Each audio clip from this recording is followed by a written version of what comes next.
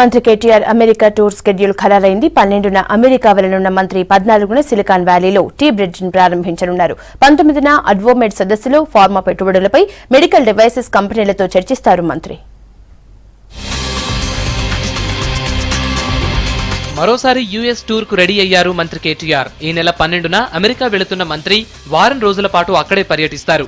Tea hub కు అనుబంధంగా tea bridge ను ఈ నెల 14న కాలిఫోర్నియాలోని సిలికాన్ వ్యాలీలో ప్రారంభిస్తారు. 19న అడ్వోమెడ్ సదస్సులో పాల్గొంటారు. 500 మెడికల్ డివైజెస్ కంపెనీలు హాజరు కానున్న ఈ సదస్సులో ఫార్మా పెట్టుబడులపై మంత్రి చర్చిస్తారు.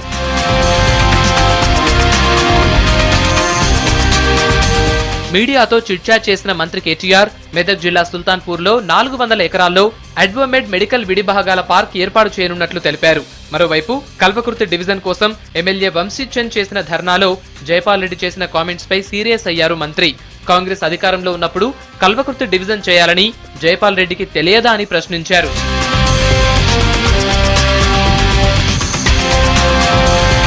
మరోవైపు 18 ఏళ్లు నయీంను పెంచి పోషించిన కాంగ్రెస్ టీడీపీ నేతలు విచారణ కోసం కొన్ని రోజులు ఆగలేరా అని మండిపడ్డారు.